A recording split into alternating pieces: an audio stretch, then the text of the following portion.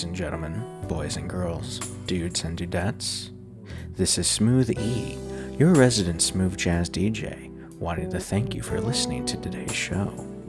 If you like the show and would like to know more about any future updates, then please consider following the official Instagram page at TNAAPcast. That's TNAAPCAST. Also, if you're listening to the show on Apple Podcasts, consider leaving a 5-star review. And now, I turn it over to your hosts for a brand new installment of Two NerdSkis and a Podcast. Cue the intro. Alright, you primitive screwheads, listen up. It's time for Two NerdSkis and a Podcast! Next level.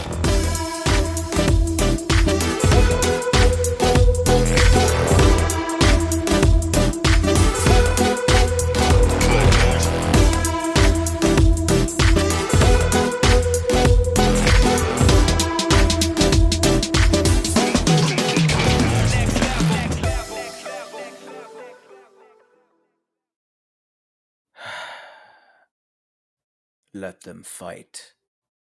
And welcome everyone to a brand new installment of Two Nerdskis and a Podcast, the show where two nerdskis come together, talk about everything that's pop culture and entertainment. That intro could have been a lot better. I'm one of your nerdskis. This is Eric. This is Jeff. Welcome everyone to our very first installment of the Legendary Verse, where we're going to be talking about the three movies that are leading up to Godzilla vs. Kong, because we really want to talk about Godzilla vs. Kong. And I think it's been a long time coming since... when was the first fight that they had, dude? It was back in 1962. So 1962, yeah. So this is the rematch, 59 years in the making. Yeah, it would have been better if it was next year, to be honest, because it could have been 60 years. You know, that's even bigger of a wait. But you know, it's time, and the movie's almost here, so let's get into it. But you know what? Before we get there, so I had not brought this up to you before, but this was brought to my attention yesterday as of this recording. So I want to bring up a little cautionary tale, if you will. Not a cautionary tale, but a cautionary warning. So yesterday I wake up, I'm getting ready to go to work, and I see this email that it's pulled up. It's sent to me from a Eugenio Wargling. I am not sure I pronounced that name right, but headline or subtitle or subtext or the title reads, "Hi Eric, let's join forces to grow two nerdskis and a audience." And I'm like, don't you mean and a podcast audience? But okay, so here's what the email says. "Hi Eric, my name is Eugenio, and I reach out because of your podcast, Two Nerdskis, and again, forgets to bring up the podcast part. I am the founder of Audrey, where we help podcast creators partner up with each other to grow their audiences jointly. We've been building a free platform, 10,000 members or 10,000 plus members, to connect like-minded creators for cross-promotion and partnerships, and we would love to have you and Two Nerdskis and again on board." And so how this works, Audrey helps you. By the way, Audrey spelled Audry. Audrey helps you team up with creators for collaborations of any kind. On the platform, you find the tools to network in your niche to talk to the right person on the other side. Ultimately, it's up to you who you work with. You keep full control over your content and the way you collaborate. Sounds pretty good, right? But immediately in my head, I'm like, the red flags are just blaring. That sounds like the shadiest shit I've ever heard. Exactly. I'm hearing this for the first time, and I waited till this recording to bring this up to you. So I later went online to look up Audrey, and they're like, yeah, so like this scam's plan is to like find like podcasts that are like up and coming like ours, and then they just take full advantage and they just pretty much destroy you from like the from the bottom down, and it's really, really, really fucking absurd that this shit happened. So, um, Was his name and for anyone, Audrey? Is that what you yeah, said his name was? Audry, that's the site's name. All right. So just Well, anyone associated with aforementioned company, go fuck yourselves. but yes, I wanted to bring this up because um as content creators like ourselves, we want to be able to reach as many people as we can. We want to, create our brand, and we want to like build ourselves up to a point where um everyone, or at least, a good amount of people listen to our show and we have fans, right? And We do. the point is that you you don't just randomly take offers like this. You have to like work for it, and then once you have a good size following or whatnot, and you feel like you have enough people to support you, then maybe those people will reach out. That's more appropriate to me. That probably isn't the best way for me to discuss this or to bring this up, but that's how I feel like, you know, like, so build your brand up. Don't rely on good opportunities like this, or too good, sounds too good to be too true opportunities like this, because you never know how like quickly scammed you can get. Then it's just be very cautious and just keep doing what you're doing, and then trust me, like you keep at it, and your audience will grow, and your show will like get bigger. That's what I mean. So, hard work will eventually pay off, but something like this is just really shady, and I caution everyone who's starting a podcast or anything to like just be cautious, do some research. I'm lucky that I was able to catch this um, before I'm lucky that I just saw the red flags right from the beginning, but still I can't say the same for everyone else. That's my point. So, um, yeah, just be very cautious in the long run. But do you have any thoughts on this besides go fuck yourself? Hmm. I mean, all I can really say is, not too far off from what you were saying. Just do your own thing and create your own brand. Don't kind of going off of what you were saying. Just I don't know, because I'm always in favor of the entrepreneurial spirit, and I don't know any even networks like this that are legitimate. I don't trust them personally. Because there's been numerous scandals with companies like that. Oh, absolutely. What was that? What was that big YouTube network that you guys I saw? know what you're talking about. Wasn't Chris Stuckman involved with them? Yeah, it was Defy Media. Yeah. And Yeah, wasn't Smosh also like yeah. a victim of this? Smosh got caught up in a bunch of that crap. Um, Trying to think who else. There were quite a few, but those are at least the big two that I know of. Yeah, and there were definitely multiple channels that were affected by that because of their terrible management. And I think that kind of put things into perspective for aspiring creators. And I would just say, you're not going to find immediate success overnight. It's going to take time. You're going to have to grind. And if it's truly what you love doing, then just do it. Even if your reach and audience isn't particularly big, just keep doing it. If it brings purpose to your life, have fun while doing it. Hmm. uh, you shouldn't do stuff like this just for the sake of growing, just for the sake of internet fame. Because I feel that takes out the meaningful purpose of Hmm. talking about what you're passionate for. Because if this podcast uh, doesn't gain any additional listeners ever down the line, I'm content with that. Because I just I like kicking back, chatting with my friend about movies and stuff.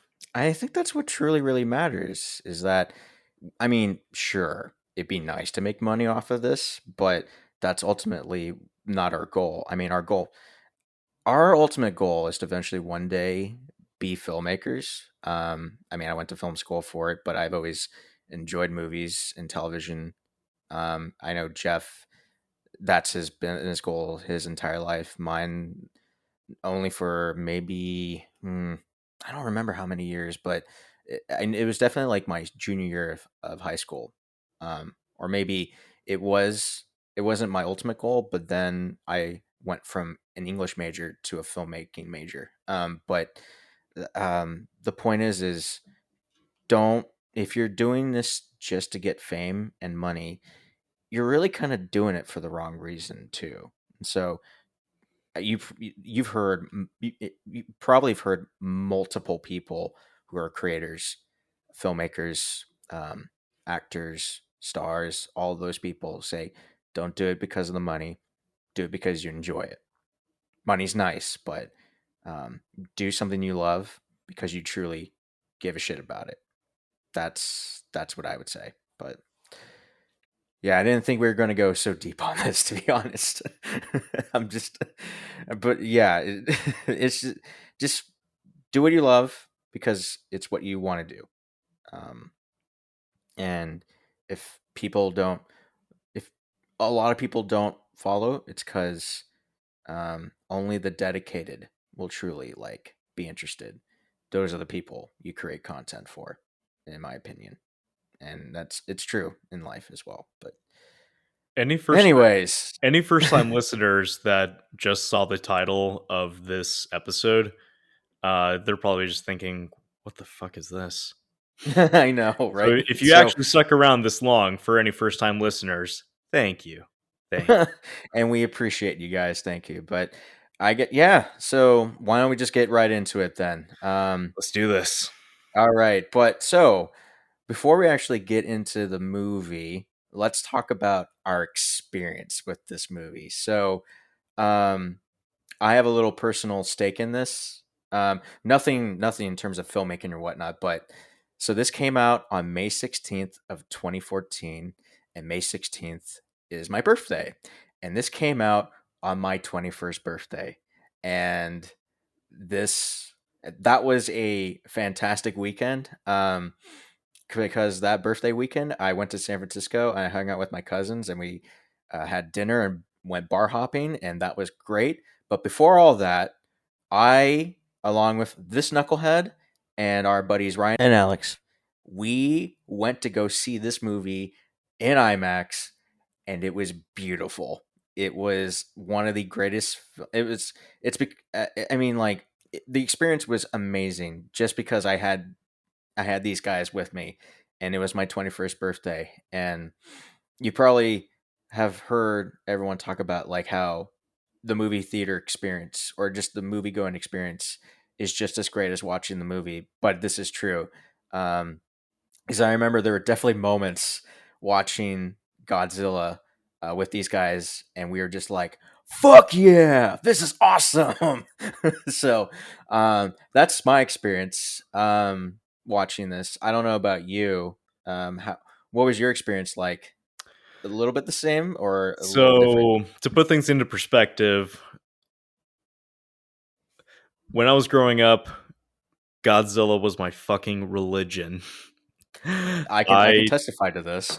I at one point owned every movie on whatever format it was available on, and I'm really pissed off I sold some of those DVDs because they're actually worth something now, and I kick myself every fucking day for that.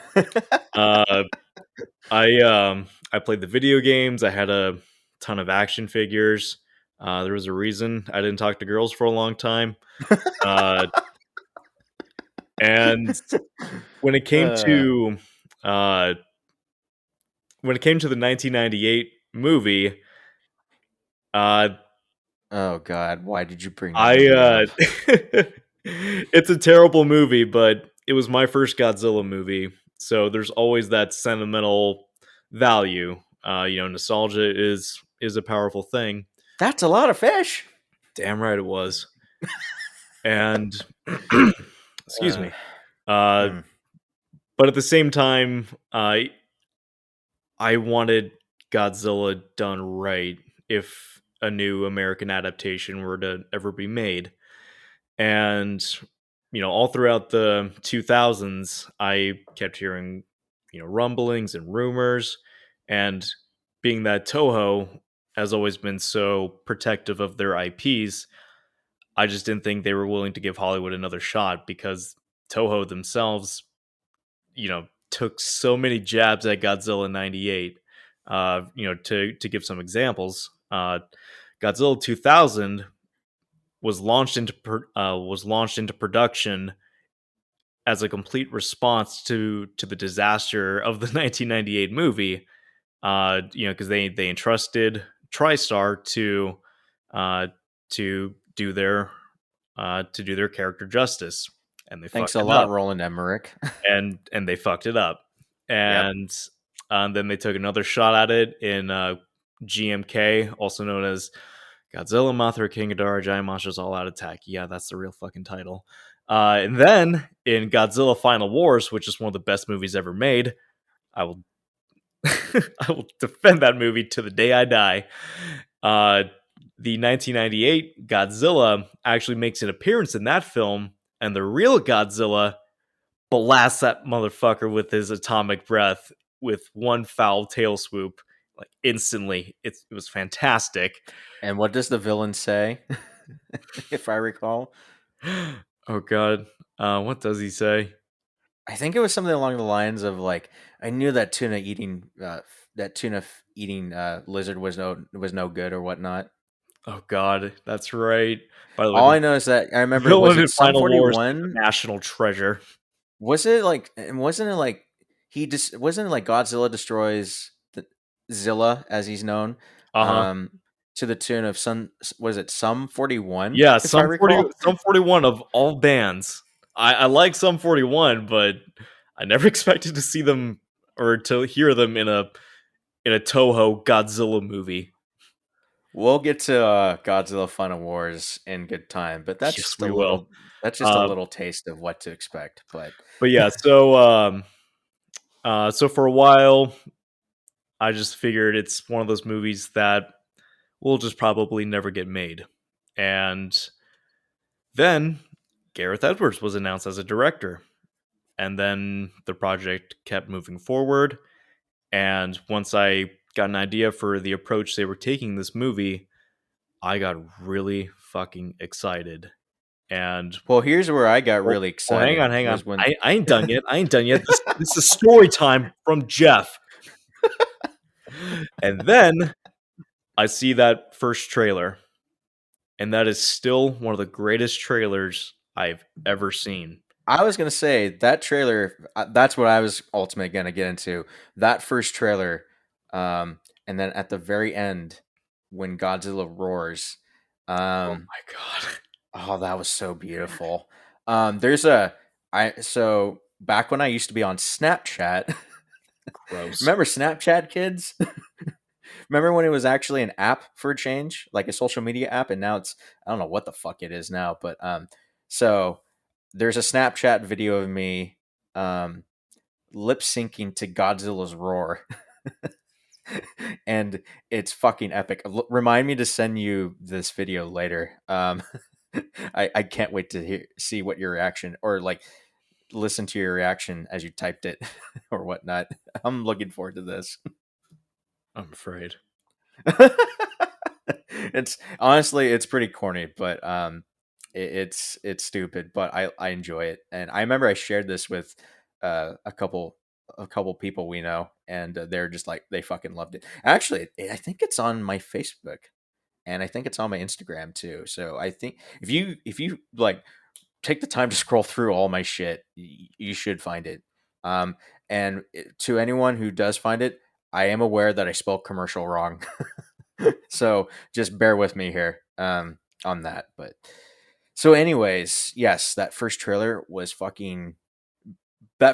alone was just beautiful. And so I remember when tickets went on sale, I'm like, okay, dude, I'm getting tickets. Um, you better get tickets too. We're going to that like advanced screening on Oh yeah. the day before, and I got the tickets. I don't know if I paid for. I know I definitely paid for my ticket. I don't remember. Did you?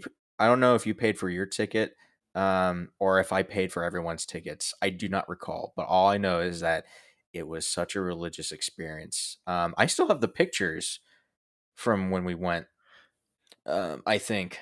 I think I've I seen them don't. recently, and I saw my hair, and I dyed Oh, it like dude, your hair was I dyed it so one side. your hair was so like I'm I'll just put it this way, you were going through a phase, I think.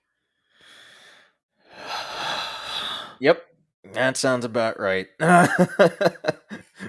But yeah, no, I mean, hairstyles aside, yes, I think that was one of the best birthdays I had um in like a long time. And I remember I was going through some shit that year, and I remember just watching Godzilla. It was just like, oh, I forgot about everything else. This is beautiful. So but yeah, Godzilla 2014 was a treat. But that was 7 years ago, believe it or not. I think it's yeah, it'll be 7 years as of this year since that movie came out. And That's fucking crazy to think about.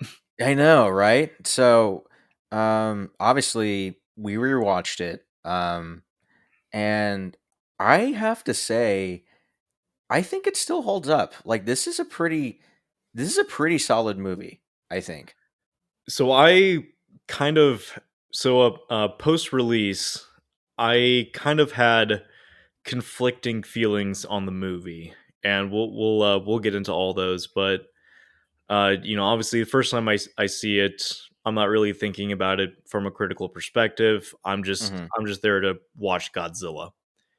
Uh, but then the more times I watched it, some issues really started to come to the surface, and the biggest mistake was killing off Bryan Cranston.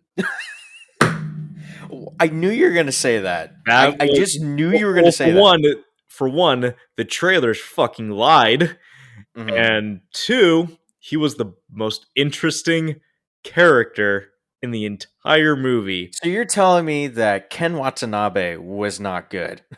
I didn't say that. I didn't Well, say that's what it sounds like to me. yeah, but okay.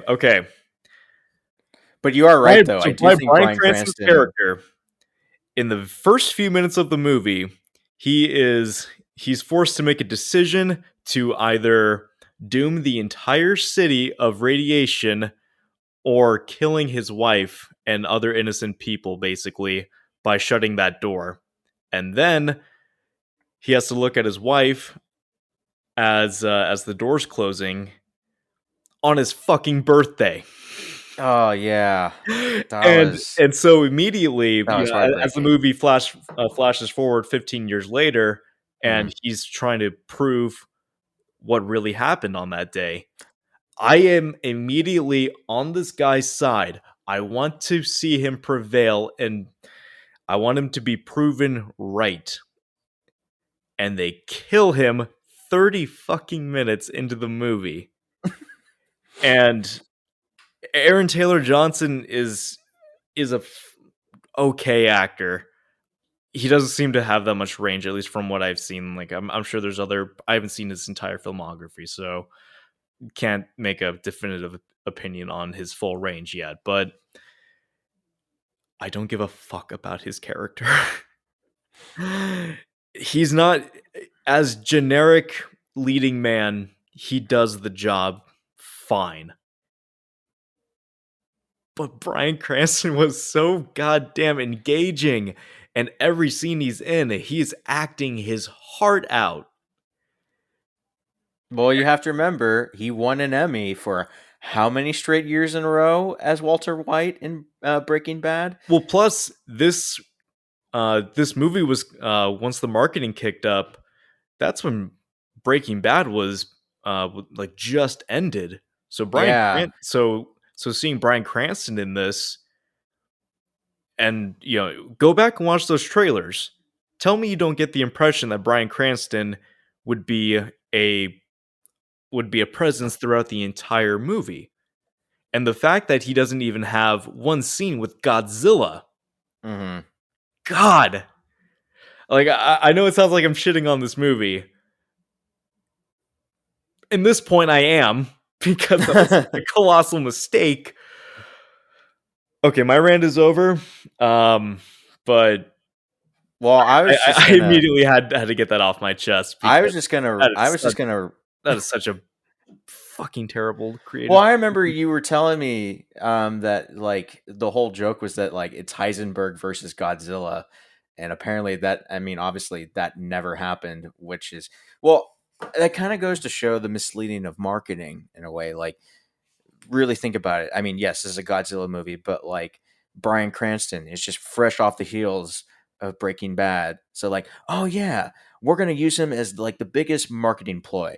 And I guarantee you that's why he's in this movie, is so that people will get in the seats. Um, even he's only in it for like 30 minutes, but but like he's in it just long enough for the guys at Warner Brothers to be like, all right, he's our big marketing pull. Get him the fuck in there. In a movie that features the return of one of the greatest monsters that ever existed on film. Good lord. I'm not trying to shit on the movie too, but yes, I do.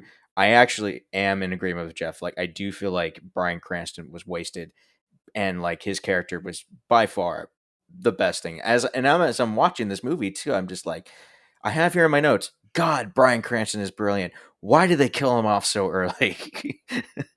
I'm just, good lord. On a more positive note, moving forward, I'm as I remember watching the movie, as it opens, I have here in my notes, the opening credits are brilliant. Reminder, I miss watching opening credit sequences, and I think the opening credit sequence in this movie is very unique in the way that it's presented, because it's you have all these like images of like monsters throughout the ages, and then you have like this looks like old military footage of from like the 40s of Godzilla, and and you see the reason why the whole Bikini Atoll Island nuclear tests were going on is because they weren't tests, as Ashiro or Ishiro Serizawa, the head of Monarch, points out. He says they were trying to kill it.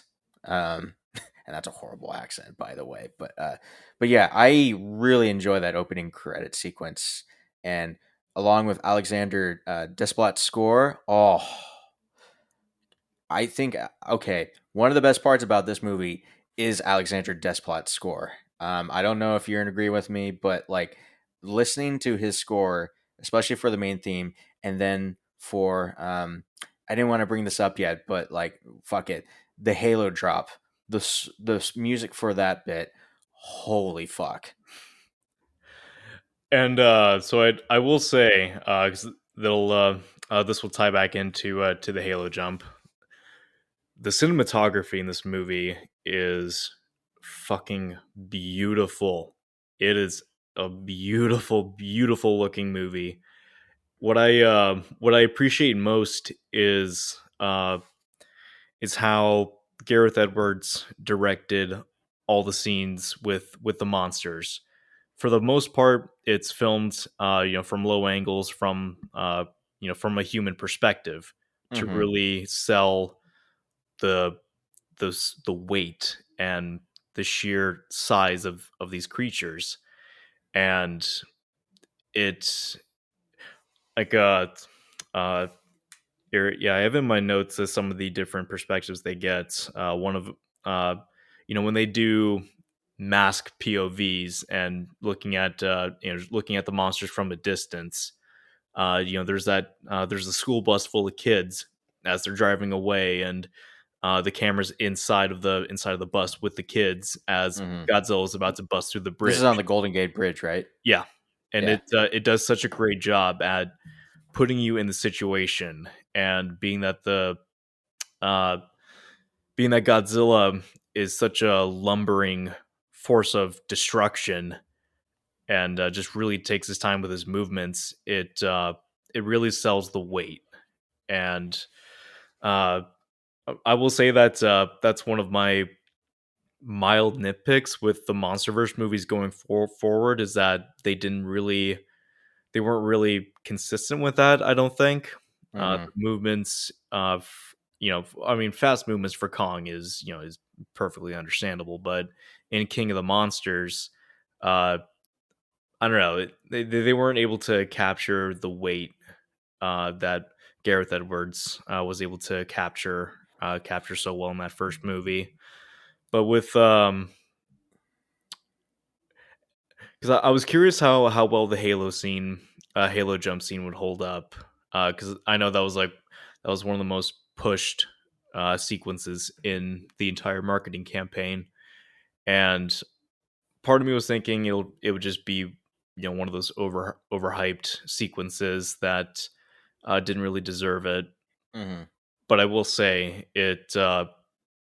Damn, that was gripping, and It is pretty thrilling, and I especially so, oh, sorry, go ahead. especially.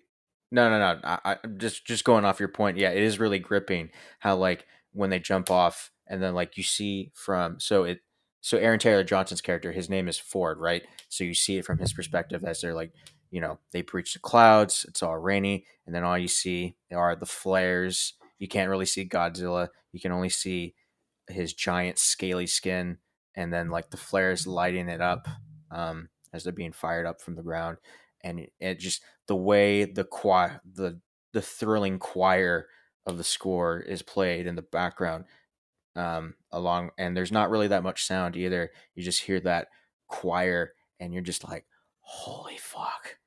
And the Like I'd be fucking terrified too well, if I was in his shoes. the way that they have the lightning going on in the Hmm. background, and as they're breaking through the clouds, at one point it looks like they're literally jumping into hell, Yeah, and then I got that sense too. as the clouds clear, you just see San Francisco which burned to the ground, and it's so ominous. Dude, this is. I feel bad for. By the way, when we brought up the Golden Gate Bridge earlier, and I just thought to myself, like, God, that bridge cannot catch a break because, like, it got fucked up in X Men: The Last Stand. It got fucked up in a bunch of other disaster movies, and here's Godzilla just wrecking the shit out of it. Unfortunately, again, I'm just like, holy shit. San Francisco can't catch a break with its most famous architecture. Oh boy, I'm gonna get a lot of slack for that, unfortunately. Um, I think. Do you want to talk about the rest of the cast? Because I mean, sure, we did talk about the best actor in the movie, but I because I'm thinking about it now, and I haven't. The last time I rewatched King of the Monsters was when it first opened, but like I think for me, the this movie has the better acting, has the better characters.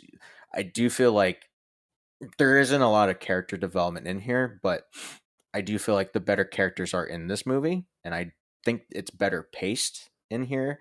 And I do think that I compared to Godzilla King of the Monsters, I give a shit more about the human characters here than I did in that film. At least that's where I stand on it. I don't know how you stand on it.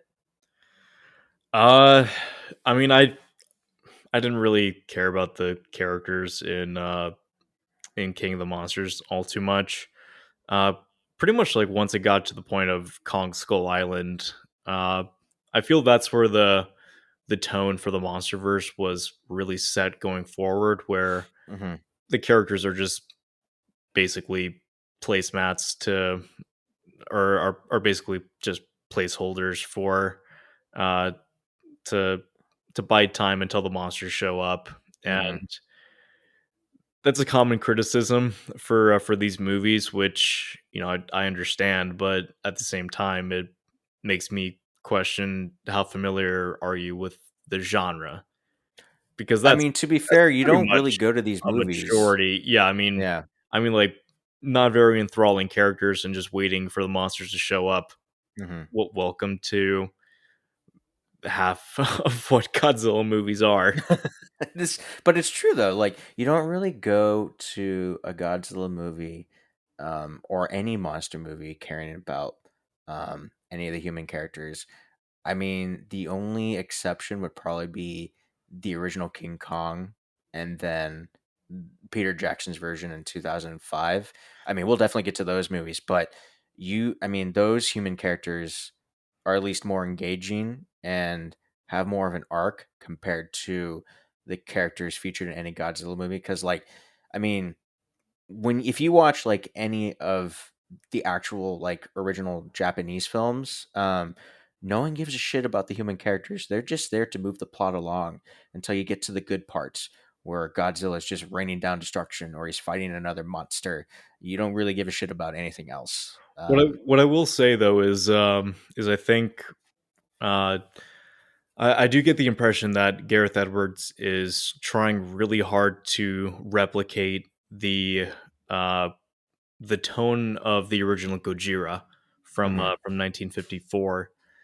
And because that original movie was very character centric, and it it kind of tried to depict this all this destruction from a human perspective, and tried to flesh out its try to flesh out the lead characters, and it did actually uh have a couple interesting protagonists.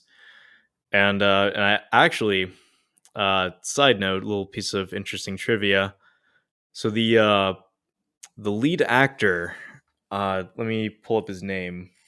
Let's see here. Okay, so in Godzilla 2014, there's actually a deleted cameo of uh, Akira Takarada. I probably butchered that, and I That's all right. apologize. It's Akira Takaro. What'd you say his last name was? Fuck. Uh, Shit. Takar Akira Takarada. I Okay, think hold on. Um, Akira Takarada, I think is how you. I took like okay, three so semesters in. I took 3 semesters in Japanese when I was in high school. So like phonetically, I'm like that's how I would try. I'd try and pronounce, it, but it's Akira Takahara. I think, yeah. anyway, so he was one of the lead characters in the original Gojira, and Uh huh. he shot a cameo for Godzilla 2014, and he would have been uh, I think he would have been behind the desk at the police station Oh, really? where Ford is there to go pick up Bryan Cranston's character from jail. And Pick up I Joe. don't know. I Yeah. don't know why it was cut, and I think only one still image from the scene exists. Aside from that, I don't think it's been Oh, really. really? You don't think the footage has been destroyed or like I mean, I deleted? don't think it's been destroyed. I don't. I just don't think the footage has been released. Mm. Because even in recent movies, there's a lot of scenes that are the footage is out there. Just whoever's in charge is just being a dick with the footage. Because actually, side note, in Creed 2, there's a deleted Rocky and Ivan Drago fight that takes place in a hospital. There's B-roll footage, or yeah, there's a BTS footage on YouTube to show that it exists, and there's a bunch of still frames, but the scene's never been released. Wasn't a deleted scene on the Blu-ray. Nothing. So it kind of goes to show that, even, because there's been a lot of lost scenes in older movies, and that was before film preservation was taken more seriously. But even if it's, you know, even if everything's backed up now, doesn't mean you're gonna see it. I was gonna point out. Okay, aside, I don't mean to take another detour, but as you're saying this, and I was listening to it, but I was going through the Wikipedia article for Godzilla 2014, and I looked at Bryan Cranston's like portion. The very last sentence of his casting portion of the cast is says, "Despite his positive opinion on the film, Cranston would later opine that killing off Joe Brody early was a narrative mistake." End quote. Boom. See, even Bryan Cranston acknowledges that. But Okay, you know what? You know what would be amazing if post credit scene of Godzilla versus Kong, Bryan Cranston's back. oh my god, Just fuck it, why not? Come up with a bullshit explanation later. That uh, would get so many people pumped up because that would honestly fix the mhm. biggest, like, probably the most glaring flaw of Godzilla 2014. Oh my god. um, I want to talk about the rest of the cast for a second. So you mentioned Aaron Taylor Johnson. Whoever. I mean, you mentioned that. You know, he's not. He's serviceable as a leading man, but obviously, he's been in a bunch of other stuff. He was obviously uh, the namesake in the movie Kick Ass. I've at least seen the first movie, and that's pretty crazy, that movie. But I haven't seen the second one. I hear the second one's complete shit. Second one's awful. I'll take your word for it. Ken Watanabe as Dr. Ishiro Serizawa. I like. I did not. I knew that Serizawa was the name of the doctor who comes up with the. Was it the what was it? The hydrogen bomb or the carbon dioxide bomb that The kills Oxygen Godzilla? Destroyer. Oxygen bomb, the oxygen destroyer bomb that kills Godzilla. I find it ironic that he's like Godzilla's like biggest biggest advocate in this movie. And I guess the first half of his name Ishiro comes from Ishiro Honda, who is the director of various Godzilla films. I wonder, did he direct the very first one? I'm pretty sure he did. That's what I think. Yeah. Um, I thought that was a pretty interesting, unique characteristic. So, because like the original destroyer of Godzilla is now the biggest advocate for the monster. Um, we see that we have Elizabeth Olsen as Elle Brody. She plays Ford's wife. I have here in my notes, and it just says 1 year later, after Godzilla is released, Aaron Taylor Johnson and Elizabeth Olsen go from a married couple to superpowered siblings in Avengers: Age of Ultron. I was just like, wow, that's quite the switch. This I is actually think what? What was that? Oh, this is awkward. Yeah. Actually, side note, I did read that like Elizabeth Olsen was really hesitant to do the role of Scarlet Witch in that movie. It's only because she found out that Aaron Taylor Johnson was going to be it. She's like, "Okay, I feel more comfortable doing this." And so I'm like, honestly, I'm glad that that she did the movie because like, I mean, obviously, right now, WandaVision is huge, and as of this recording, like, it's 9:22 in about 3 hours. The series finale of WandaVision is going to air. I'm definitely going to be watching it after we record this, but just thought I'd point that out there. The rest of the cast is kind of like whatnot. You have Juliette Binoche as Sandra Brody. She plays the wife of Joe and the mother of Ford. And dude, her death was it was so heartbreaking. And you're right. It's very much the Star Trek scenario of the needs of the many outweigh the needs of. I mean, the needs, yeah, outweigh the needs of the few. Um, and it's just so heartbreaking. You are so correct on that. Just seeing her have to unfortunately die so that millions of others don't die, and you just see the both the looks on their faces and the way she's telling him, like, take care of Ford, just take care of Ford, and he's like, oh, Bryan Cranston, why did they kill you off so fucking early? God damn it. So I think uh, Being that we're almost 45 minutes into a Godzilla centric episode, maybe we should actually talk about Godzilla. Yes, let's get into it. And So, real quick, here's my quick question for you, um, Jeff. Do you remember how many minutes Jaws is seen on film in the very first Jaws? what was it, like 6 minutes? Yes, I thought it was 7 minutes, but um, Jeff, how many minutes does Godzilla show up in this movie?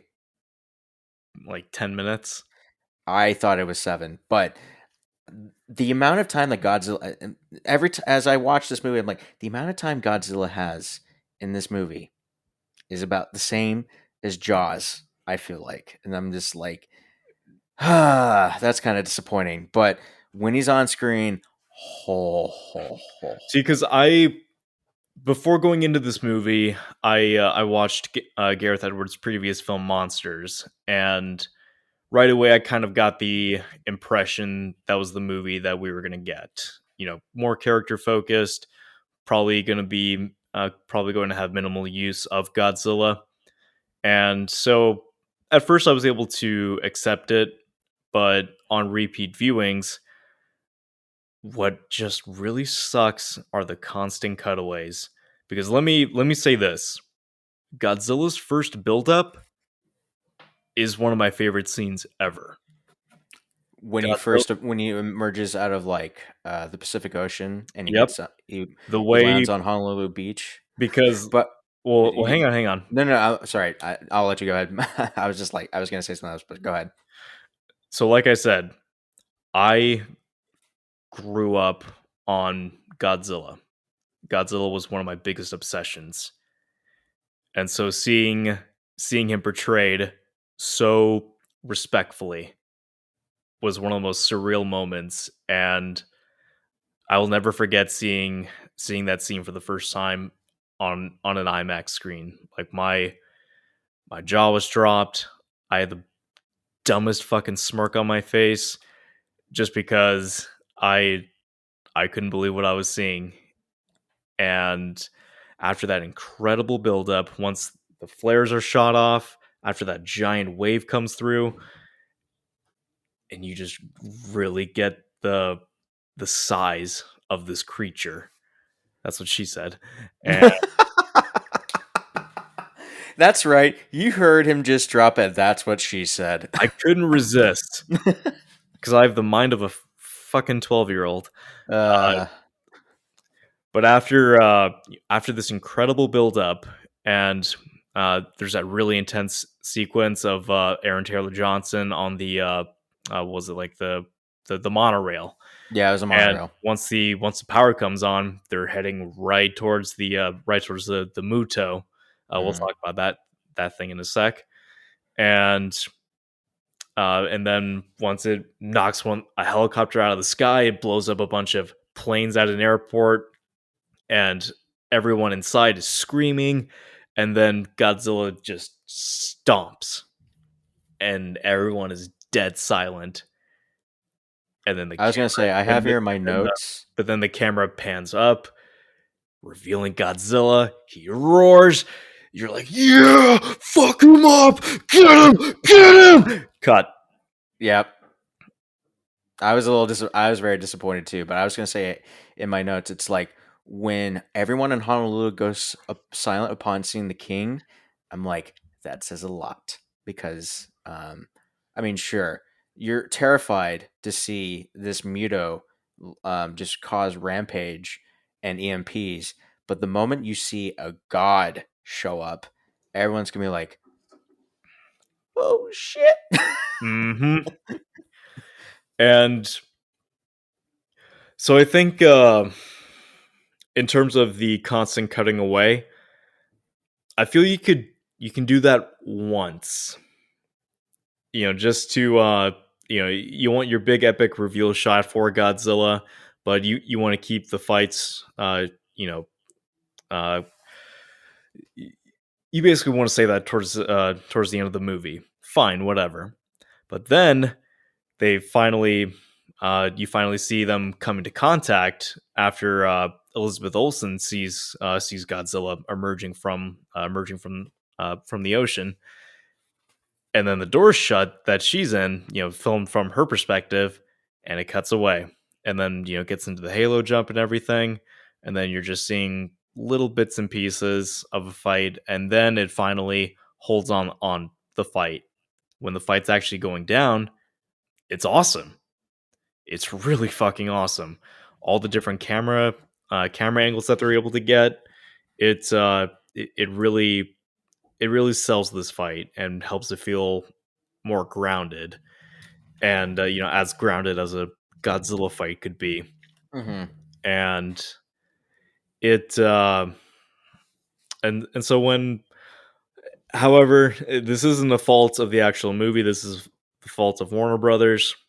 The So I have the movie on Blu-ray, just the standard Blu-ray release, and the color correction is balls. Is it really? It is so fucking dark, and I after rewatching this movie, I actually had to turn the brightness up, and I have perfect 20/20 vision. So so normally things like this aren't an issue for me, Hmm. but not for this movie. I Ugh. I had to turn the brightness up. Ugh. And however, there's a new 4K version of the movie coming out, and I saw a couple screenshots of it, and looked at the comparison, night Hmm. and day. It actually look Yeah, it I actually s- look- I it saw actually one of these screenshots. it actually looks like how I remember seeing it in theaters. And Hmm. I don't have 4K yet, but once I do, I'm picking that shit up because I want to re-experience this movie and see what the fuck is going on. Oh my god, dude, this was, um, yeah. That's actually one of my notes. Is I, I- as I rewatched this, and I was also thinking this too when I first saw the movie. I'm like, this is really dark. Like, well, why it, isn't there enough lighting in well, this? it doesn't help that you have like mostly gray buildings at night with one gray monster, Hmm. Godzilla, fighting two other gray monsters. I mean, Godzilla's not really gray, but No, like he doesn't.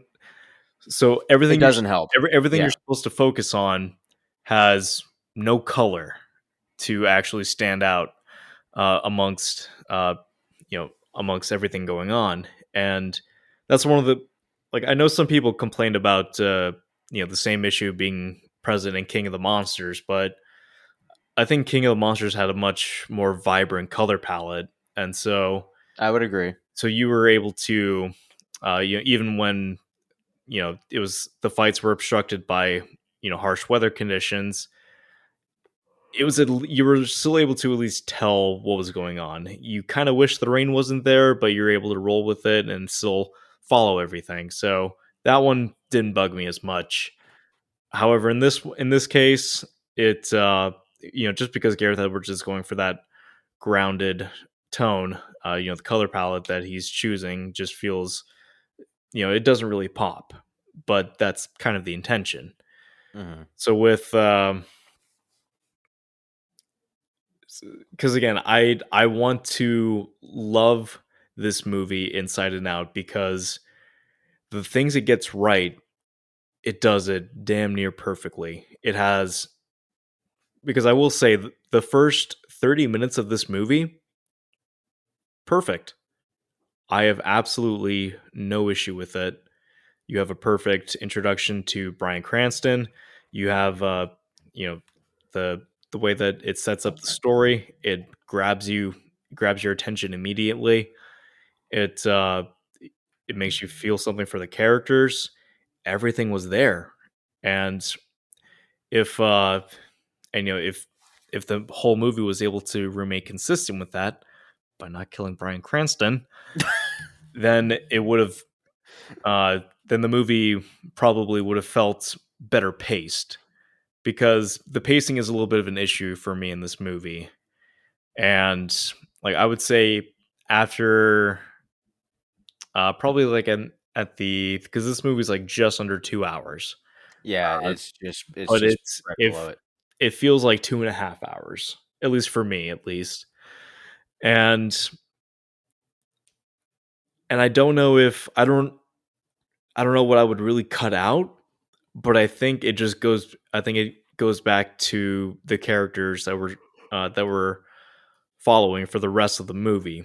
And just because there's such a significant downgrade from Bryan Cranston, which yeah, like I don't mean to tie it back to Bryan Cranston, but it was such it it's a creative decision that overshadows the rest of the movie. So I feel it can't really be ignored just because the rest of these characters weren't as well fleshed out and aren't as charismatic as a what's his name, Joe Brody. Yeah, Joe Brody. Yeah. And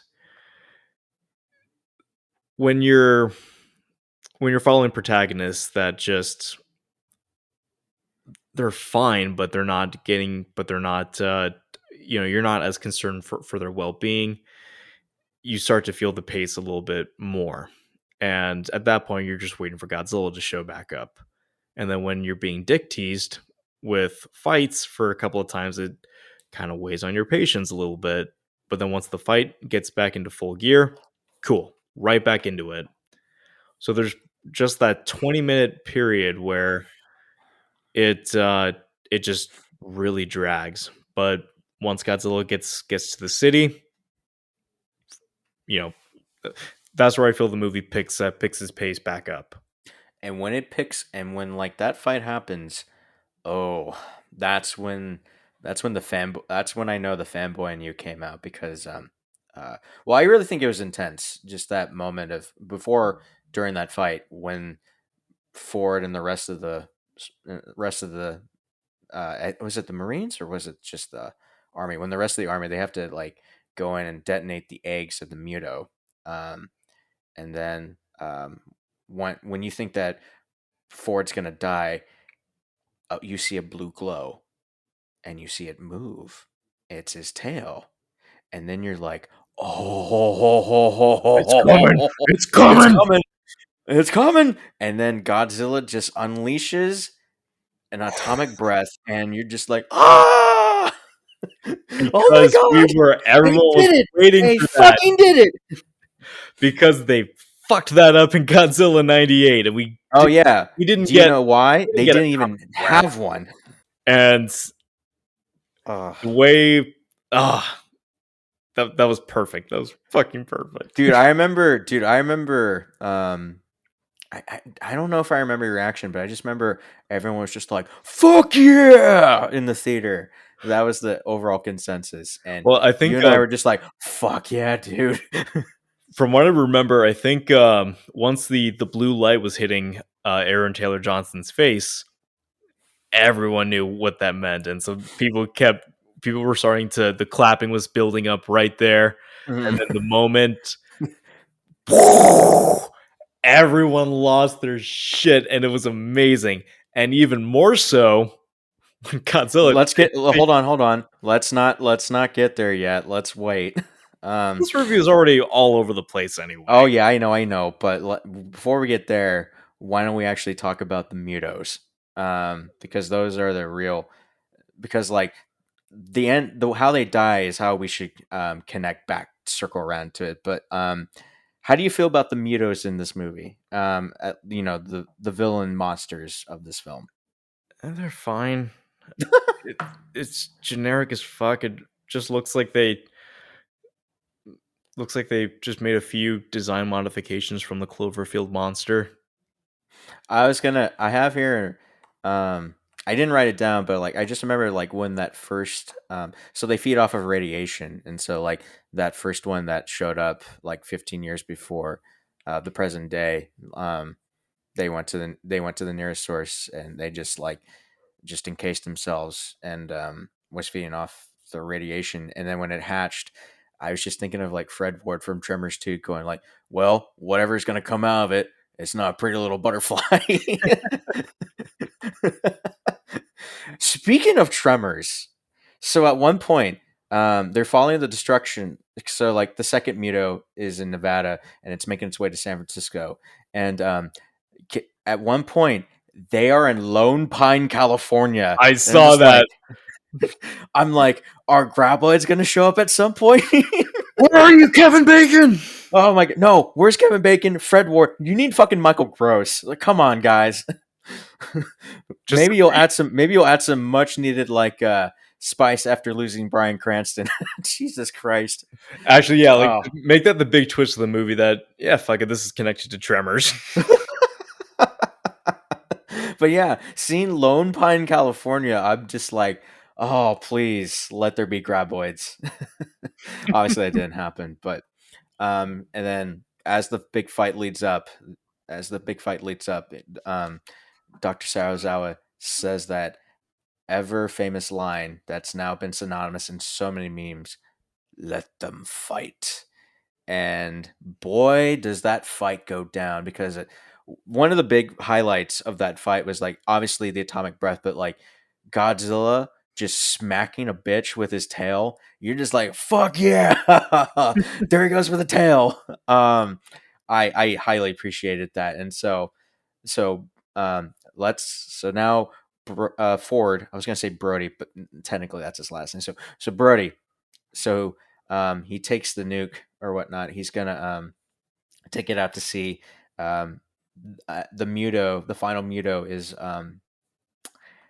he Godzilla killed a Muto by like smashing it, like whipping it with its tail, and then like it lands and it's impaled on like some like scaling or some roofing or whatnot, some leftover like rubble, and it dies. So like the way, so you think Brody's gonna die because the Muto is chasing it, but then Godzilla, despite being heavily injured, takes that Muto and why don't you take it away from here, Jeff? Godzilla then grabs that motherfucker by the jaw, takes a deep breath, right down that motherfucker's throat, and it was and you just beautiful. and you just see like the body go limp, and it's just the head detaches from the body, and you're just like, oh, that was Like, such a beautiful like way to kill off a monster, oh, especially the oh, bad monster of this movie. by the way, interesting piece of trivia.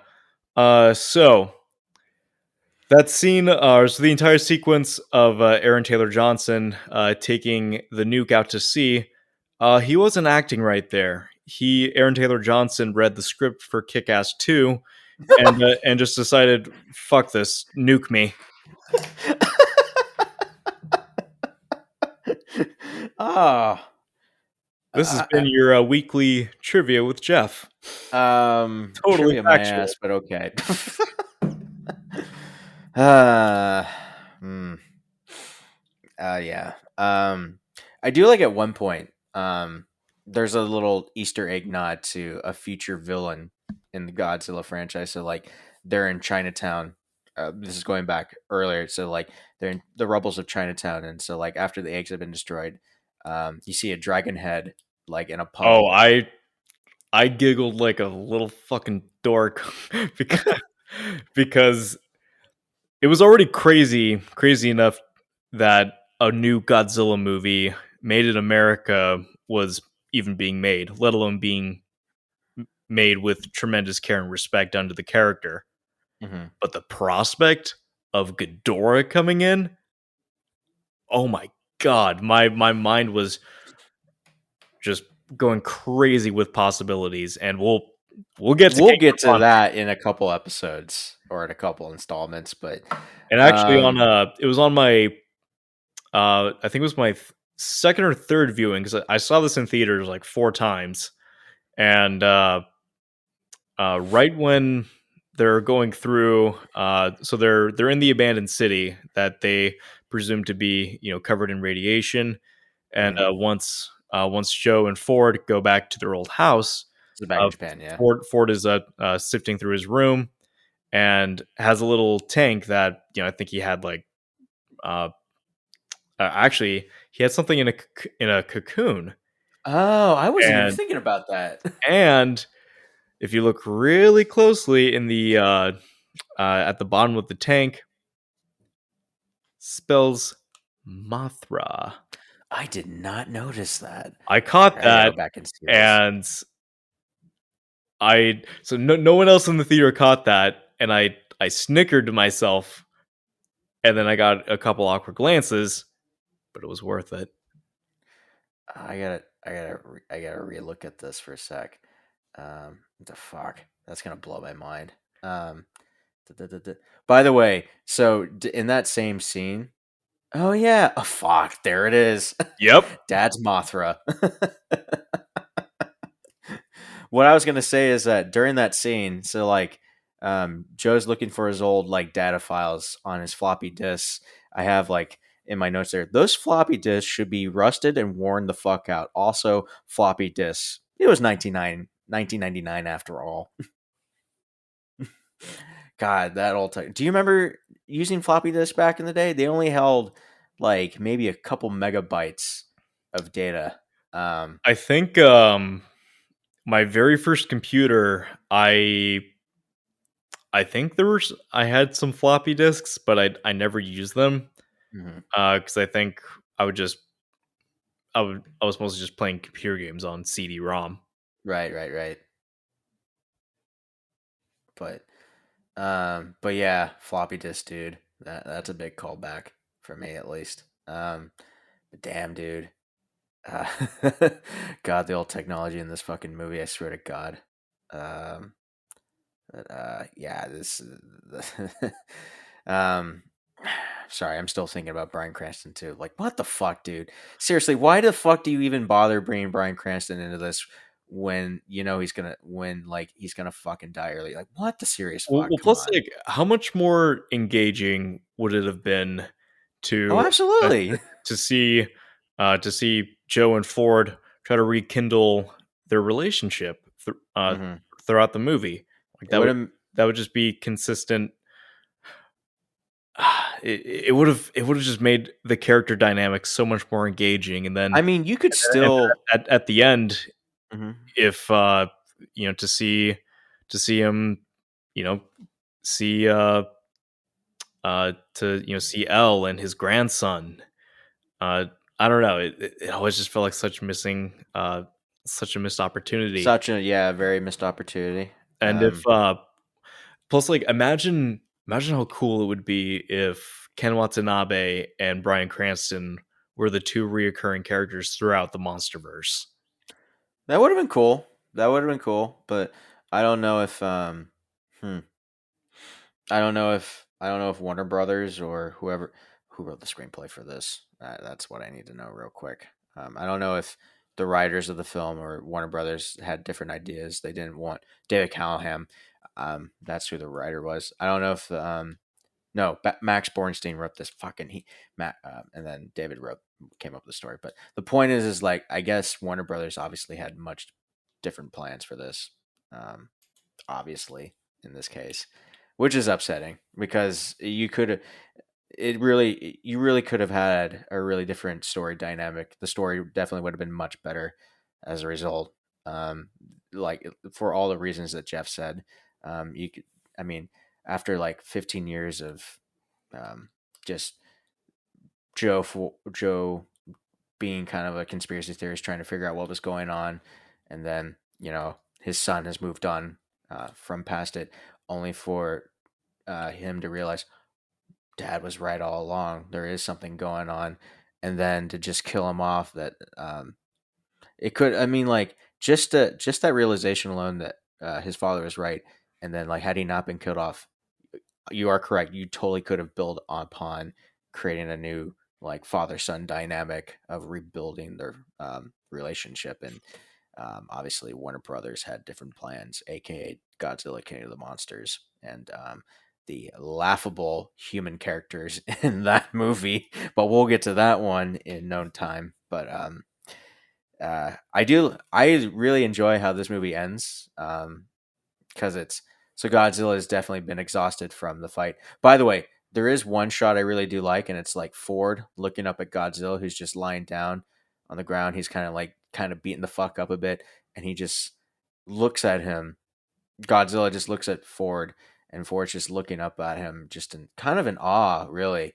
And Godzilla, I mean, obviously, Godzilla says nothing because Godzilla doesn't speak. He just roars, but he's just looking at him, and just that imagery alone, you could have easily turned that into one giant screensaver. I feel like, or at least like your background picture on Facebook or whatnot. See, actually, There's it's like Jeff said. There's some pretty powerful imagery in this movie. my favorite shot in the movie is actually that that overhead shot of Godzilla swimming underneath the aircraft carriers. I Oh, that was love a good shot that shot. too. Do you remember that shot of Godzilla emerging from the smoke and rubble in like right as they're gonna resume the fight in Chinatown, and all you hear is the music and the swale of that, like his silhouette in the clouds, and then Yep, as he emerges and he roars, that's a really good image that too. was I really like that beautiful. image. Oh yeah, Jeff is right. The cinematography in this is fucking breathtaking in this. So how this ends is like, it's the aftermath. Ford is reunited with his family. Godzilla looks like he's down and out for the count, and then he just rises the fuck back up and is like, "My work's finished," and just goes back into the ocean. And I like how like there's a kind of like a news report on the television that just says "King of the Monsters," potential savior, or God of Destruction. Who knows? And then he just swims back into the ocean, and then you cut to credits. And I just remember in theaters, just going like, "Dude, that was a religious experience." Yeah, because you know, because I think back to some of the movies that I've been most excited for. Because it doesn't take, or it actually kind of takes a lot for me to get super fucking amped for a movie. Uh, for the most part, like I'll probably be intrigued by a movie and look forward to checking it out. But to get really excited, it doesn't happen too often for me. What was the last movie in this case then? That since you're talking about that, what was the last movie in the recent years, like maybe Uh, in the last 5 years, that you're oh really yeah, looking forward to seeing? so right now it would be Godzilla versus Kong. But since that's not out yet, I'm not going to count that. But I would say probably The Force Awakens was the last time I was either The Force Awakens or King of the Monsters. Both cases, I I just remember watching the trailers over and over again, being uh, you know speculating like crazy what was going to happen, and buying my tickets the moment they were available. I uh One of those severely disappointed me in as time's gone on. Uh, I'll let you take a guess which one that was. And the other one was just, I remember you told me the other one, you told me you were fucking stoned out of your mind, and you're just like, you're going into it, and you told me like, "Dude, I had a fucking blast." I think. I'll let you take a guess which movie that was, but like, I remember, dude, I just remember watching that movie in theaters. Um, we'll get to Godzilla. I mean, we'll definitely get into King of the Monsters in two installments down the road, but as part of the series. But dude, that movie theater experience was pretty memorable. Oh That yeah, one no, too, and I it's wasn't even intoxicated. because even with even I don't despite smoke anymore though, even but despite my gripes with fucking liar, uh, despite all my gripes with the movie, it's still one of the coolest theatrical experiences I ever had oh because yeah. it Hmm. it's fucking Godzilla. It and you could tell that Gareth Edwards had tremendous respect for the character. Because I was watching some behind the scenes videos from this movie, and just hearing the way that he wanted to approach the character, how bad he wanted to get it just right, and because the 98 version was treated so carelessly. D like, I think, there's even a quote from Roland Emmerich saying that he wanted nothing to do with the original. He was so hyper focused on just making it his own. And when you're trying to adapt such an iconic character, well, also, if your intention is to bring this iconic character from a country like Japan and trying to give him wider exposure, you got to get the essence of the character right so that the general audience has a basic understanding for what makes this character so appealing. And the 98 version shit the bed. And the 2014 Like version, massively shit the bad. Yeah. we're going to talk about that movie someday. I'm not looking forward to. I honestly don't want to talk about it. That movie. Too Oh, fucking Joe. bad. It's going to happen. Fuck you. That's no.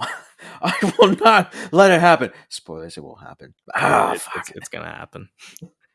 We got to cover some bad movies at some point. I know we do, but like, I'm not looking forward to covering that one. Oh, Fuck. I'm fucking ecstatic. You can do it on your own, bro. I'm.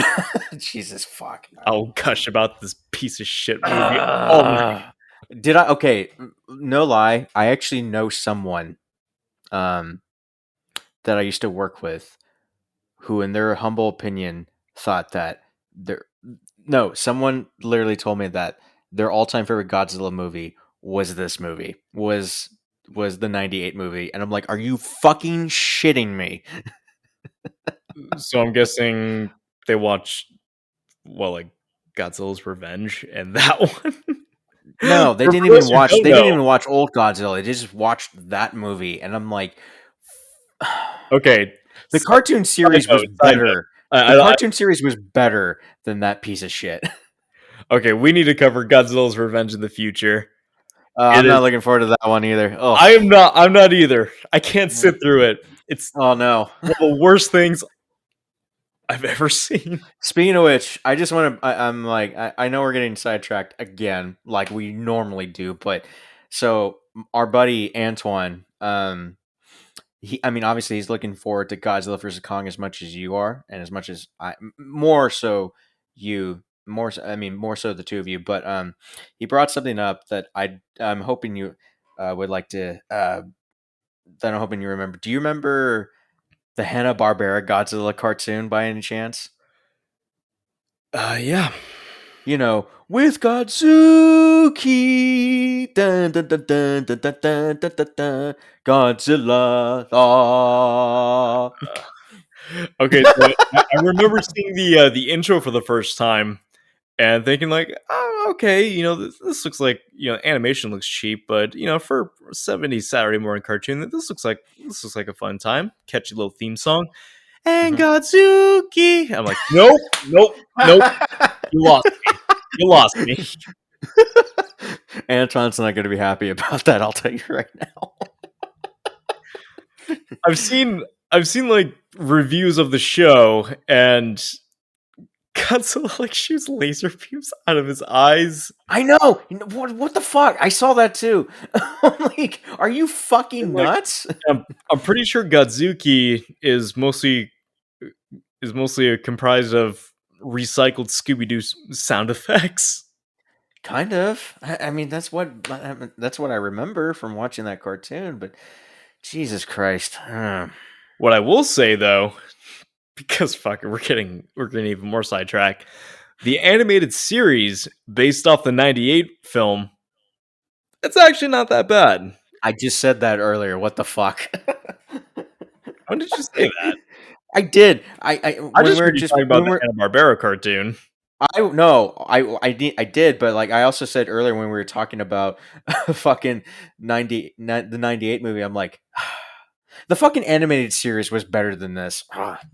It was that. No, honestly, like I found uh so we had a local record store chain in our area called Dimple. Oh, Rest in peace, may Dimple. rest in peace. Yes. That place was a haven. Uh, You and I would spend so many hours in oh that god, store. yeah, dude. And the when they were closing down, like I tried to swoop as many movies as I could, and I actually got some amazing deals. But one of the best finds was the complete animated series of of the Godzilla '98, and I got it for like $2. Oh, really? Oh That's yeah, pretty good. yeah, because I think I think it was originally like, $4.99 or something, and at that point of the closure, it's like, yeah, fuck it, everything's Wasn't like like everything like it on was like sale or like 50% off? at that point it was like 60 or 70. Oh, that was a fucking good deal. Oh yeah. Yeah, I remember I bought it some pretty good shit when I was with you with the very last time, and it was a very bittersweet moment. But Oh dude, yeah, no, I still have I have the pictures on my phone of us in front of it. so do I, dude. God, So do I. miss that fucking place. Did you So keep yours? Godzilla 2014 then. Oh yeah. Uh, Probably I think 40 minutes of this entire episode has been sidetracked bullshit. but we still, but it's been I'm Godzilla. sorry, It's everyone. been Godzilla. It's like, oh, okay, occasionally we'll talk about Godzilla, but hey, sidetrack. But like honestly, I think this is part. I think this is part of the charm, isn't it? We'll get into a topic, but then we'll like go all over the place. But that's because this is what a typical like conversation is between us. I think is it usually. I feel like is what it is. Well, and we eventually do circle around back to it. But like it's, and we do this quite a bit. I noticed. But but yeah. So I did say earlier it was better paced. I know you said otherwise. I don't know. I guess going back in hindsight, you are kind of right. I mean, there are certainly moments with Ford I would have definitely cut out. Um, like a lot of the stuff. Like let's say when he goes on the train. Hmm. Um, I definitely feel like you could have like he's taking the train with the rest of the army to deploy like the bomb or whatnot. You could have definitely cut some like time out of that. Well, I wonder if Ford was a much was a better established character from the Hmm. start. If those scenes, if I would have had no complaints with the pacing then, because like I've been saying, not the most engaging character. So, but if he was, then I feel the runtime wouldn't be as noticeable. If Like you could have shown some scenes like that really truly show off like that help qualify his status as like a bomb expert or whatnot. That would have been great to help establish that. Instead, you just see that he's a family man. We get that he cares for his family, even though he's only with his family for like twice in the movie. I mean, Um, he verbally explains his knowledge of bombs, but the whole. this is cinema. You're not supposed to explain it. You're supposed to show it. I mean, if anything, I think it like the movie. If you're gonna flash forward 15 years later, you know, just have like a little 2 minute sequence of him defusing a bomb or something. Exactly. Like, I would agree with that. Uh huh. yeah, I just to I like would have gone with that. just to just to show how he is in his element, Hmm. and I think that's part of because I feel all the ingredients are there to make Ford a good protagonist, but it comes off as very hollow. We're told he's a good family man, but we don't really feel it. Hmm. It's implied that he's very good at what he does, But you don't really but get we to see much of it. but we kind of just have to take their word for it. And sometimes you can get away with that, but it's often through visual storytelling that you can like for example in Jaws there's like once Brody and Hooper are talking to Quint before they hop on board on the Orca. There's a bunch of shark jaws that are plastered all throughout Quint's little I don't know if that's his house or his little shop or whatever. And it's implied that those are all sharks that he's killed through over the years. He doesn't explain how he doesn't come out and say like I killed these sharks because I wanted to or anything like that. He didn't have to explain it. You just you see it. Hmm. And that created a really interesting sense of mystery behind his backstory. And then when he gives his backstory later on the USS Indianapolis, it it fills in a little bit uh it fills in a little bit of the puzzle, but not everything. And that's what helps keep him an engaging character because uh you're given an idea for what he does, what he's capable of, and later on you're given some context to how why he is the way he is, like what's his Mhm. drive. And that was, aside from his actual monologue, it's done purely through visuals. And and that's why I think establishing Ford being very good at what he does, if you just had a 2-minute sequence in his character introduction, I think it would have made all the difference. And again, that just goes to show that Bryan Cranston was the best part of this movie. Was the best Yeah, actor in this movie. again. No, look, no disrespect to the rest of the actors because I honestly think the acting's pretty solid overall. Like, right? Yeah, no, I like, mean, everyone is everyone's giving it truly. like 110 with their roles. I mean, yeah, Um, it's Godzilla, and mhm. everyone is taking the material seriously, which is very commendable. But But the writing and there's the always a but. engagement and the characters, they're not very like developed. They're not very engaging.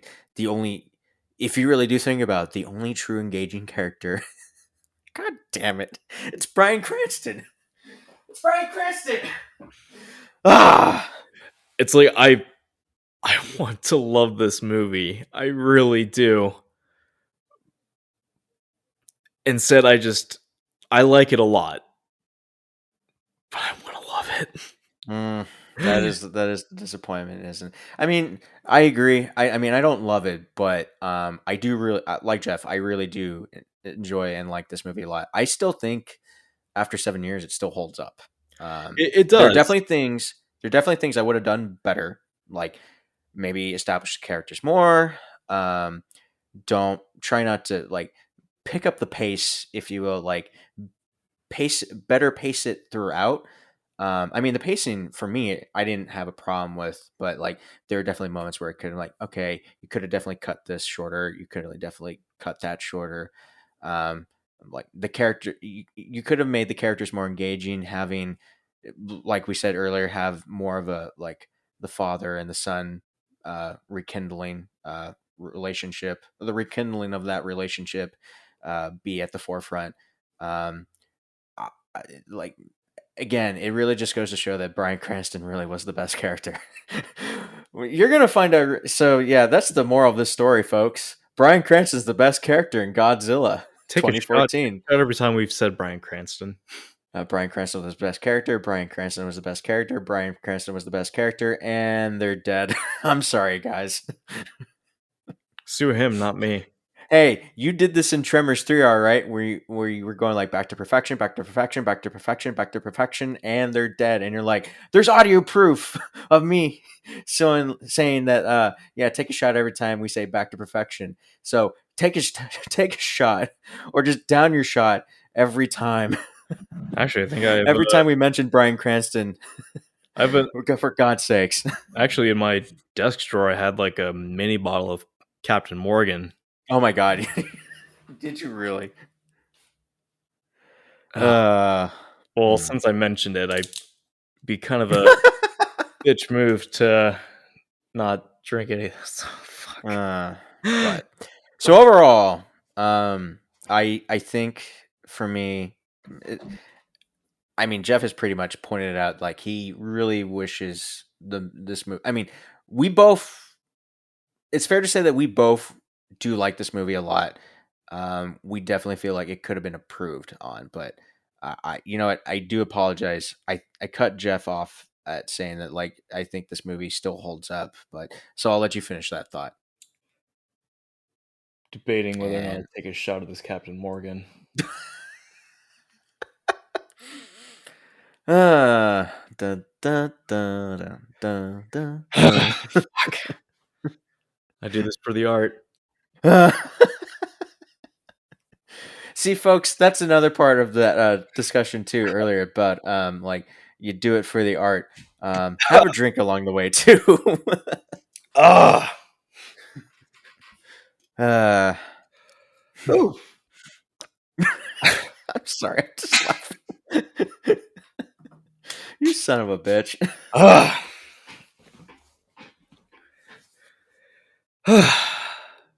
That burns. Yeah. Anyway, what were we talking about? I was just saying. I was saying that I still think after 7 years, this movie still holds up. Yes, it's for what it does. For what it does right, it fucking nails. It nails. It nails the atmosphere. For the most part, it nails the tone. It perf- it nails Godzilla. It in terms of visually demonstrating the power of this creature, perfect. Gareth Edwards directed the shit out of this movie, and he really does a wonderful job with this. With this, and I think when it comes to showcasing sheer size and scope of something, Gareth Edwards is one of the best out there. He showcased it in Monsters, and obviously in Godzilla and Rogue One. He really did a good I job. forgot he directed Rogue One. I almost forgot Rogue Yeah. One.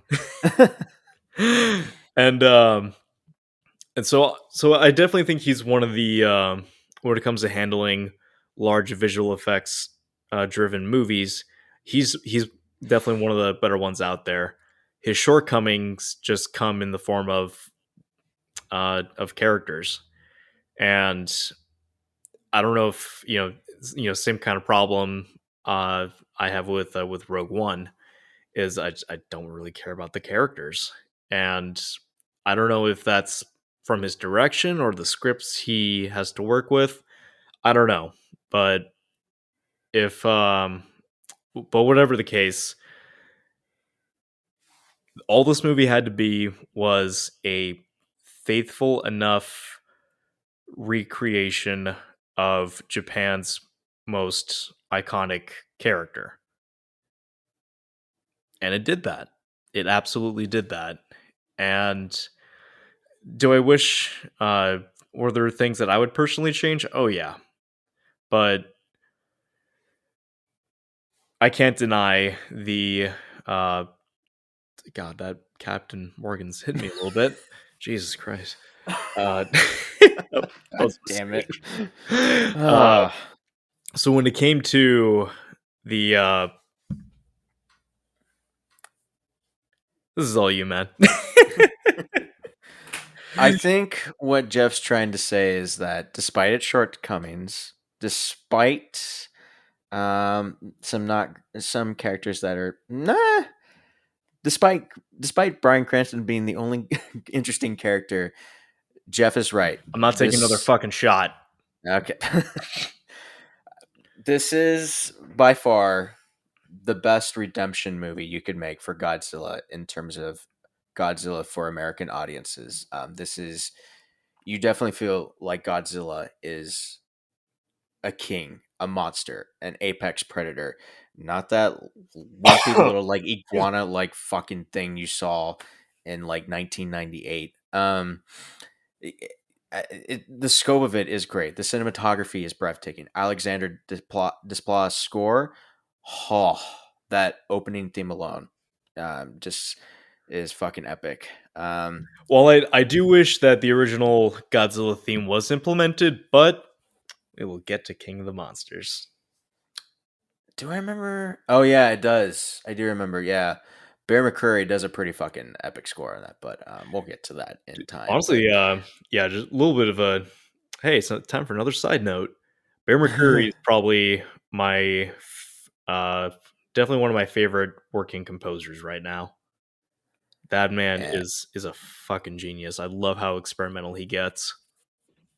I I I remember listening to some of his scores. Uh, I remember listening the first. I think the first time I heard his music was in. Do you remember a TV show called Human Target on Fox? He did the score for that for the first season. Um, He did the and score then for the Terminator Sarah Connor Chronicles. oh, he did. Yeah, Yeah, that's it. this guy. That Yeah, show they chose the right guy then for King of the Monsters, but we'll get to that in due time. But that overall, I think what we're trying to say is Godzilla 2014. We enjoy it, but Bryan Cranston should have would have made that movie so Bryan much motherfucking Cranston. better. He admitted So that it was a creative mistake. ah, Because I know people who will defend or who will defend this movie in every regard, who say it's a masterpiece, and I want to agree, I really do, but I can't overlook stuff like that. I can't. I tried and I can't. oh god. Ugh. Uh, but but yeah, so from the perspective of someone who I know my Godzilla, like d- I'm just being real. Like I know my shit with Godzilla, and God, it sounded so douchey. Uh, again, there's a reason I didn't talk to girls for a long time. Oh, I've met his girlfriends though, and I'm glad that he's gone out there and socialized after after so long too. Sorry, dude. but yeah. So from the perspective of someone who, uh, who cared about this franchise so tremendously, to see it, uh, to see it being in the hands of someone who clearly had the best of intentions when making this movie, and I I can't fault Gareth Edwards' attempt because even though I don't agree with some of the creative decisions made, when it comes down to it, the monsters, the monsters, the monsters, the monsters, perfect. I'm not a fan of the Muto design that much, but even the way those creatures are filmed, like the that first sequence of the Muto breaking out of its enclosure. And My remember, it God, that's ain't gonna be a amazing. beautiful butterfly coming out of that cocoon. Exactly. We will always find a way to bring Fred Ward into these discussions. Or just any way to bring Tremors into fucking. I mean, we've spent how many episodes now talking about Tremors? God damn it, we're not even done with that franchise. We're like We'll get back to that at some we're, point. we're not even halfway done. Nope, no, we're not. Anyways, Godzilla. I'm sorry. Oh, the most sidetracked episode of all time. Uh, We said yes. about Tremors 3 in Dark City. What the fuck? So, yeah. So final conclusion. I've kind of had a complicated relationship with this movie over the years, not really knowing how to definitively feel about it. It's been quite a few years since I've watched it, but I'm glad I did because I was able to get a kind of get a fresh perspective on it. And in hindsight, I really appreciate, the way Gareth Edwards filmed this movie, the way uh, the care, the care and attention dedicated to every shot. It was clearly made by people who loved Godzilla and wanted to do him justice. And when so many franchises are carelessly treated and disrespected. Having one that's meant so much to me personally, being basically being looked after, it leaves a nice, warm, fuzzy feeling. Yeah. Well, I think there you have it, folks. Yeah. So overall, like I said, Godzilla 2014 still holds up pretty well, but then again, just wish you had Bryan Cranston more in it. But Bryan fucking Cranston. uh, but no, yes, Godzilla 2014 is definitely the best Godzilla movie until you get to, well, that's questionable. Some people will say that Godzilla King of the Monsters is a masterpiece, but we'll get to that in due time because Did you see Shin Godzilla by any chance? I did. You want to do a future episode on that too? Because we should. I think we should. I think we should too. But all in good time then. But I think that's gonna finally wrap up this fucking episode. Dear God. God, uh, but I have to say though, we've this is almost reached it's always fun. we almost It's reached length of the fucking movie. right.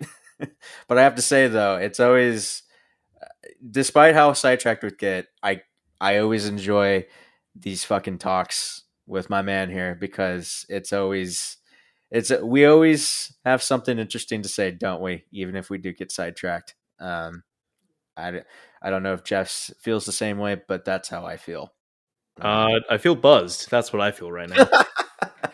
All right, I guess that's gonna end it there, folks. So be sure to follow us on our socials and follow the TNAP cast page on Instagram. So for all of us here at Two NerdSkis and a podcast, this is Eric. This Jeff is is Jeff. fucking Yep, Jeff's fucking buzzed. So stay shiny, everybody. We will see you for Kong Skull Island in the next episode. Oh yeah. Like I s- dear God. Have a good one, everyone. Next level.